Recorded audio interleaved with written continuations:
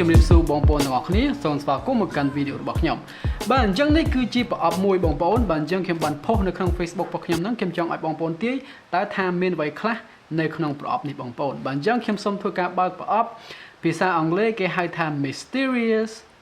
unboxing បងប្អូនបាទអញ្ចឹងជារបស់អាកំបាំងមួយមិនដឹងអ្វីខ្លះនៅក្នុងប្រអប់នេះបងប្អូនណាបាទអញ្ចឹងមុននឹងយើងធ្វើការបើកប្រអប់ចង់ប្រាប់បងប្អូនថាវីដេអូនេះត្រូវបានឧបត្ថម្ភដោយហាងលក់ទូរស័ព្ទដៃ Apple Gold 3បើសិនជាបងប្អូនទាំងអស់គ្នាកំពុងតែរកមើលទូរស័ព្ទដៃមួយនោះជាពិសេសចេញពីក្រុមហ៊ុន Apple តែម្ដងបាទអញ្ចឹងកុំភ្លេច Apple Gold 3បងប្អូនមានទាំងមួយទឹកមានទាំងថ្មីជាពិសេស Apple Gold 3មានសេវាកម្មបង់រំលោះជាមួយនឹងហាងផ្ទាល់តែម្ដងបងប្អូនមិនចាំបាច់ប្រើប្រាស់សេវាកម្មធនាគារទេបងប្អូនណាពិតជាពិសេសមែនទែនបាទអញ្ចឹង Apple Gold 3មានទីតាំងនៅទល់មុខរោងវងមូលវត្តសំពើមាសតែម្ដងឬក៏នៅម្ដងផ្លូវភ្លោះអូរស័យបាទអញ្ចឹងឆែក description ខាងក្រោមដើម្បីធ្វើការស្វែងយល់អំពី Apple Gold 3អញ្ចឹងយើងត្រឡប់ទៅមើលវីដេអូ hack ប្រអប់យើងតែម្ដងទៅបងប្អូនបាទអញ្ចឹងនៅខាង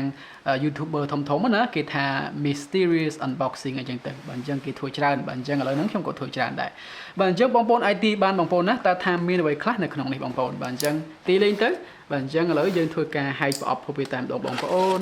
អូខេបងប្អូនទាំងអស់គ្នាបាទអញ្ចឹងយើងបើកកេសតែម្ដងទៅបាទអញ្ចឹងខ្ញុំនឹងបើកវាម្ដងមួយឲ្យបងប្អូនមើលណាបាទអញ្ចឹងទីមើលបងប្អូនទីត្រូវអត់បើទីលេងអញ្ចឹងណាខ្ញុំឲ្យពេល3វិនាទី1 2 3ទីទៅស្អីគេបងប្អូនអូខេឥឡូវបើកឲ្យបងប្អូនមើលតែម្ដងទៅ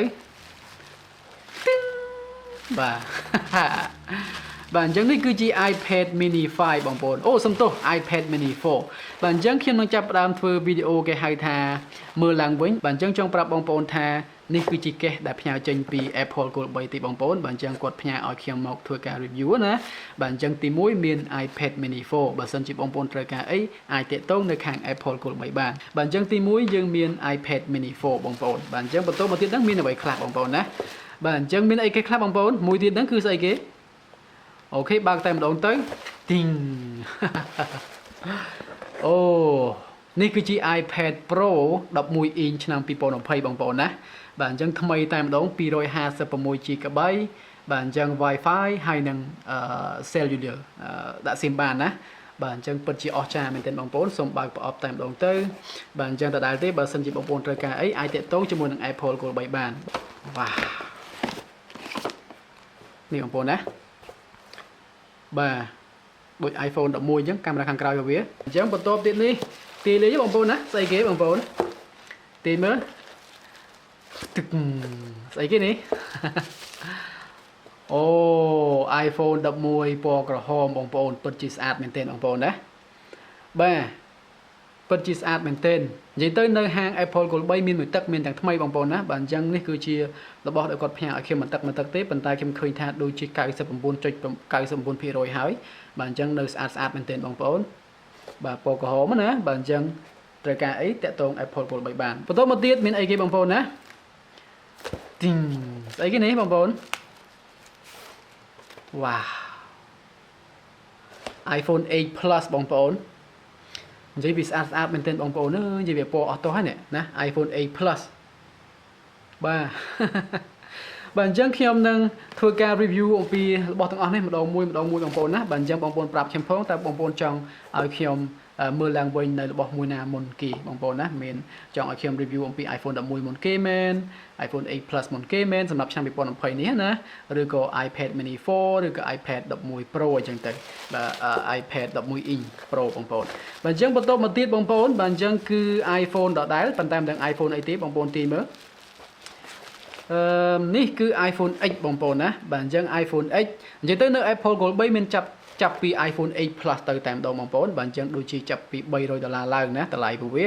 បាទរហូតដល់ iPhone 11 Pro Max អញ្ចឹងទៅបាទអញ្ចឹងនេះគឺជា iPhone X បងប្អូនណា 64GB ដូចគ្នា 99% ដូចគ្នាពិតជាស្អាតមែនទែនតែម្ដងបងប្អូនបាទអញ្ចឹងខ្ញុំនឹងដាក់វាដោយ license បាទអញ្ចឹងបន្ទាប់មកទៀតហ្នឹងគឺយើងមាន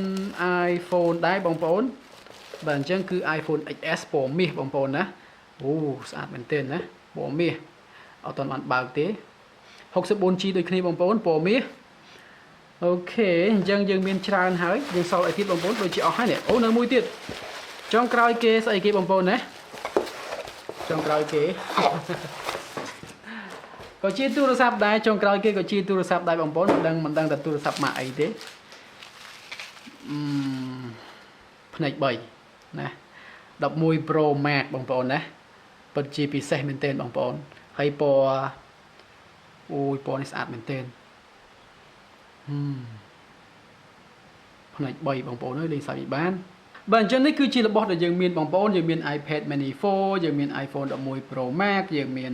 iPhone XS Max យើងមាន iPhone 11 iPhone 8 Plus iPhone X ហើយនិង iPad 11 inch iPad Pro 11 inch បាទអញ្ចឹងចង់ប្រាប់បងប្អូនថានេះមិនមែនជារបស់ខ្ញុំទេបងប្អូនកុំមានចិត្តចំណាយមកលើរូបខ្ញុំអីគេលោកបងប្អូនដែលអ្នកគ្រប់គ្រងខ្ញុំអញ្ចឹងទៅចំបងប៊ុនលីបានទូរស័ព្ទច្រើនគ្រឿងហើយអត់ដល់ giveaway ឲ្យ fan សោះតែម្ដងបាទអញ្ចឹងសូមទោសបងប្អូនផងនេះមិនមែនជារបស់ខ្ញុំទេគឺជារបស់ដែលគេឲ្យខ្ញុំមក review តែប៉ុណ្ណោះកាលណាខ្ញុំ review ចប់ទៅខ្ញុំនឹងផ្ញើទៅឲ្យគាត់នៅទីក្រុងភ្នំពេញវិញបងប្អូនណាបាទអញ្ចឹងមិនអីទេរឿង giveaway ហ្នឹងខ្ញុំគង់តែធ្វើឲ្យបងប្អូនទេប៉ុន្តែមិនដឹងថាពេលណាណាប្រហែលជាឆាប់នេះបងប្អូនបាទអញ្ចឹងកុំភ្លេច subscribe ផងបើសិនជាចង់ឈ្នះនៅរបស់មួយចេញពី